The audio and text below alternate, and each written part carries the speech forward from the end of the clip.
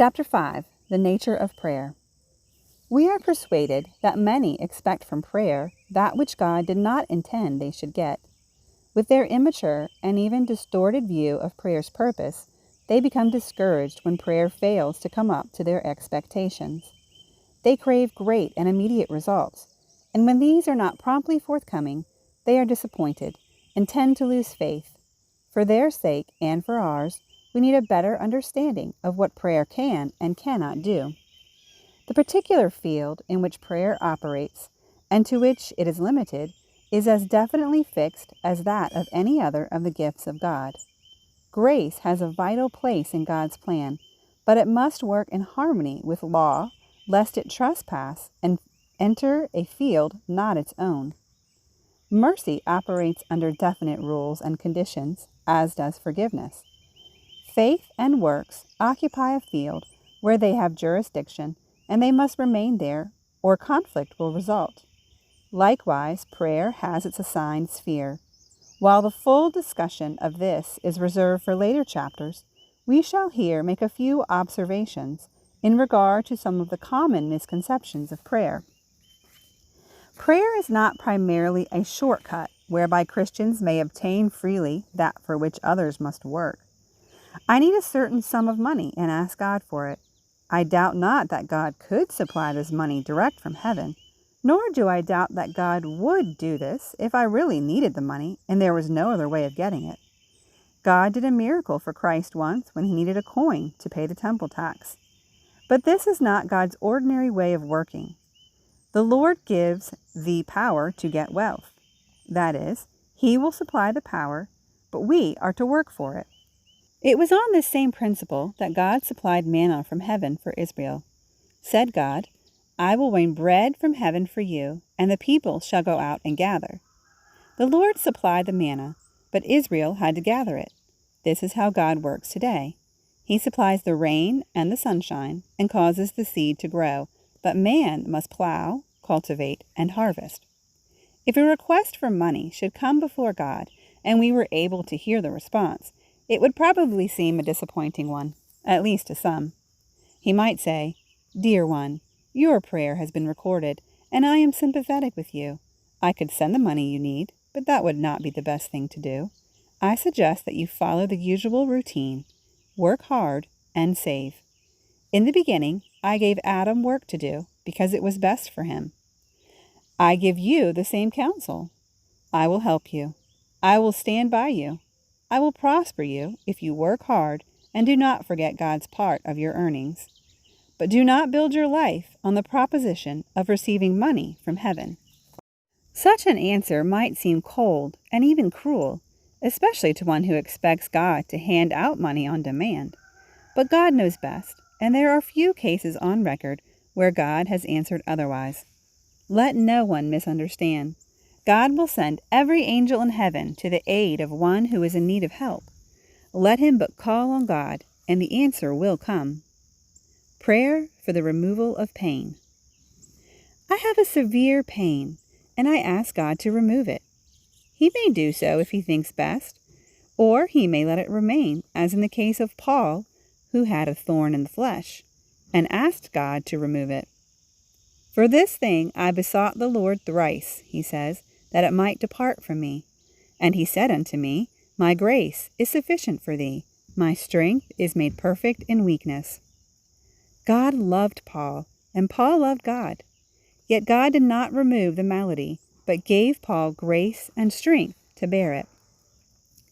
When we ask God to remove pain, it is well that we have Paul's case in mind.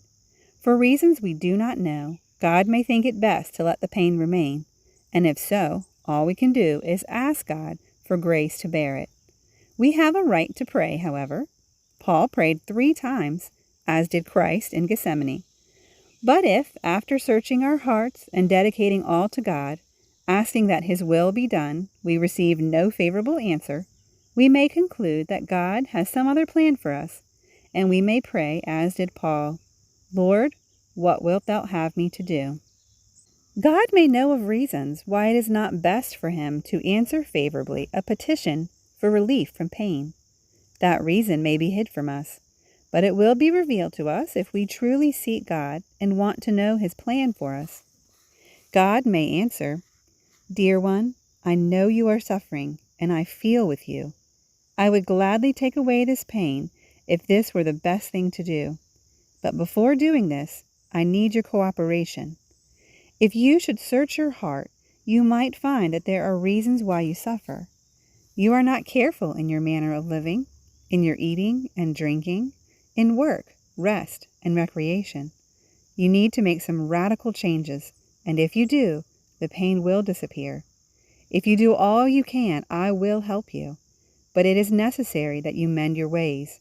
If you do not, and I should heal you, in a very short time you would again be where you are now.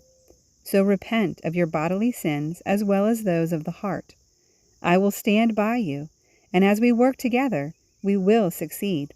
This also may seem cruel comfort and cold advice, and some may think that God is not merciful.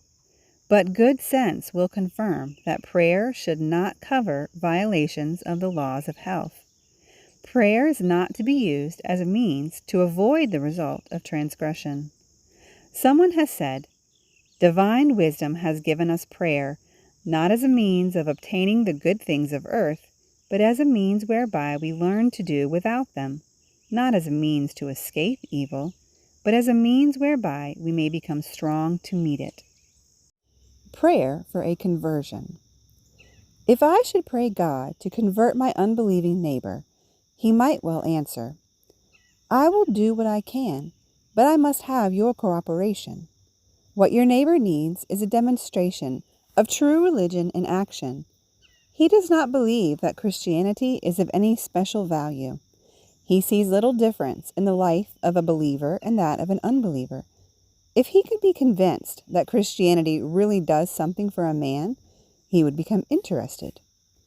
Do your best to convince him that Christianity has done something for you. Be kind, courteous, helpful. Do not irritate him with pious platitudes. Your life will preach better than your words. Be upright in all your dealings. Be fair, just, accommodating. Provide things honest in the sight of all men. Keep your house and your premises in order. Teach obedience to your children. If you will do this, I will be in a better position to help you answer your prayer. I need a man to whom I can point as an example of what Christianity is and what religion can do. Without such, I can do but little. Try this plan. I will help you. You are the man I want. As we work together, we may win your neighbor. God is now looking for men such as Job, and He will find them in the last generation. When Satan sneeringly asks, "Where are those that keep the commandments of God and the faith of Jesus?" God will quietly answer, "Here they are. Here are they that keep the commandments of God and the faith of Jesus." Satan will then get permission to test them, as he did Job. He will do his best to get them to fall. When at last he retires defeated and God stands justified, it will be because the saints have demonstrated that they serve God as a matter of principle and not for reward. God uses every opportunity to enlist our help in the salvation of men. As a mother permits her little ones to help her, though they are more of a hindrance than a help, so God allows us to help Him. Whenever God can, He calls on us to assist and gives us the credit. An Ethiopian, on his way home from Jerusalem, was sitting in his chariot, reading a portion of the book of Isaiah. He did not understand what he was reading, and he desired help. God could have sent an angel, but instead He commanded Philip to go near and join thyself to this chariot. Philip did so. He explained the scripture, and the man was baptized. Philip evidently was anxious to go on other missionary endeavors. Therefore the Spirit of the Lord took him away, and Philip was found at Azotus. Here was perfect cooperation between God and man. God gave Nebuchadnezzar a dream, and he could as easily have given him the interpretation, but he called upon Daniel to give the interpretation. This made Daniel renowned in all the realm as a wise man, and as a result, he became ruler over the whole province of Babylon and chief of the governors over all the wise men of Babylon. God did the work. Daniel got the credit. Daniel understood this and gave God the glory. Nebuchadnezzar did not understand, took the glory to himself, and suffered the penalty. These considerations and examples make it plain that God desires our cooperation, and that He is handicapped when He does not get it. He is anxious for us to become His co-laborers, and as we do, He prospers and blesses. We may not expect favorable answers to our prayers unless we are willing to do our share of the work. But when we, in faith and humility, associate ourselves with Him, the reward is great. Let us therefore repeat that God does not respond to our prayers unless we are willing to do our share. God has no intention of helping a lazy man or one who expects to get something from God without working for it. We are to work and pray, as well as to watch and pray. Prayer, as well as faith, without works is dead. Nature's laws. These laws are not written laws, but rather denote events in nature which have been observed to occur with unvarying uniformity under the same conditions. In a certain sense, these laws may be considered as God's laws, for the Creator who made nature also set forth the laws of nature, under which all things, animate and inanimate, function. A water lily will flourish in a stagnant pool where a rose will die. Fishes prosper in water, while land animals die if submerged. Plants will thrive in proper soil. In other soil they wither. These properties were implanted by the Creator in the beginning, and they still hold. Even insensate objects appear to be under law. A timber of given dimensions will carry a certain load, and so will another timber of the same kind under like conditions. Increase the dimensions, and their load-carrying capacity will increase in a definite ratio. A steel cable has a certain tensile strength, and this strength varies with the dimensions of the cable, again with a definite ratio. Men have discovered what the ratio is and have made up tables showing this. Every builder and structural engineer carries such a book of tables with him and depends on its accuracy. Without such uniformity, confusion would result. Even prayer must conform to law to be effective. Law, being the will of God, is supreme. All must bow to it. The earth beneath and the heavens above bear witness to the faithfulness of God. Let everyone who prays join God respecting law, and let him not ask God to violate any law in order to answer his prayer. Men may at times wish to have the law of gravitation temporarily suspended, or desire to have a moratorium on the law which says that as a man sows, so also shall he reap. Such prayers are in vain. A brighter picture. This may seem a dark picture, for how can any man escape if he is amenable to law in which there is no pardon and which accepts no excuse? But there is a brighter picture. There is hope for the transgressor. What the law could not do, in that it was weak through the flesh, God, sending His own Son in the likeness of sinful flesh and for sin, condemned sin in the flesh, that the righteousness of the law might be fulfilled in us, who walk not after the flesh, but after the Spirit. What the law could not do, God did. He provided a way of escape. He could not abrogate the law, but He could heal the wound that transgression had made. And this He did by sending His Son. By His wounds we are healed. We have a faint picture of redemption and restoration in nature. In war, man may ruin a landscape and leave it in total devastation. But in a few years, that same field presents a glorious view covered with poppies. An animal may be severely wounded, but it will lick its sores and start the healing process. A tree may be severely slashed by the axe, but it will do its best to cover the wound and is often remarkably successful. There are healing processes in nature which tend to repair any damage done. This is indicative of God's provision for man. The human race is not left to die alone because of transgression. Help is near, and God has means at hand to accomplish his design. He need not abolish any law in order to bring relief. Rather, he honors the law. I never cease to marvel at the airplane. I see men load into the baggage compartment all kinds of luggage and heavy boxes. Then the passengers board the plane. I am convinced that the plane will never leave the ground. For have I not been taught that only a substance lighter than air can of itself rise from the ground? And the plane does not meet this specification. But the plane rises. A miracle? No, only the application of other laws, laws of construction, of wing surface, of speed, which take precedence of the first law without abrogating it. I know that a piece of iron will not float on water. I make a demonstration to prove my point. The iron promptly disappears under the surface. I am correct. Iron will not float. But a man comes along. Change the shape of your piece of iron and it will float, he says. I do so. I make of it a little vessel, a hollowed-out vessel of the precise weight of my original piece that would not float. And lo, it floats. A miracle? No, a simple application of the law of displacement. And then I wonder, if a man, by a change of the shape of an object, can make iron float, may not God have 1,000 ways of accomplishing his ends?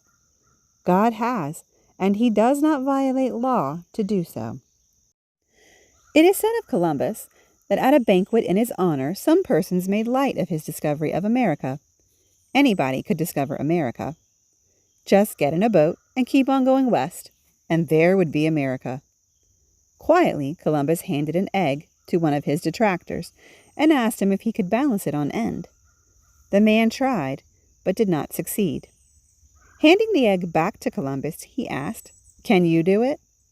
Columbus took the egg, set it down hard on the table, cracking the shell, and the egg stood.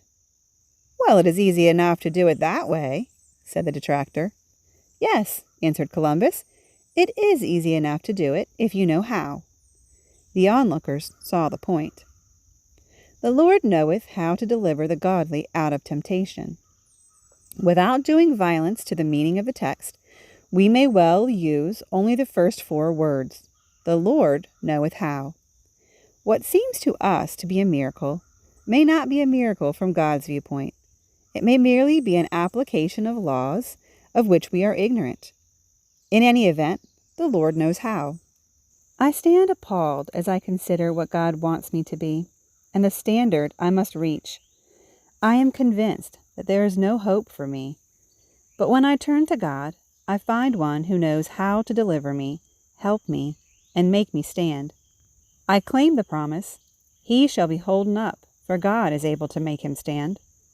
I read, "Take unto you the whole armor of God, that ye may be able to withstand in the evil day, and having done all, to stand." I do not see how it can be done, but God knows how. As clay in the hands of the potter, so God can form us into a vessel of honor if we will let him. The motto, "Prayer changes things," may well be revised. God changes things. And that concludes chapter 5. I appreciate the principles the author laid out in this chapter. Probably close to 10 years ago, my husband and I experienced when we chose to increase our returning to the Lord and to set a budget and live on it and discipline ourselves, that our financial stability really increased after that. And I had never considered that principle of us putting our effort in and then the Lord doing what we couldn't do. I never considered that principle carrying over to other areas the way the author laid that out. And I appreciate that and ponder that for quite a while. Until next time, I hope you enjoy your blessings.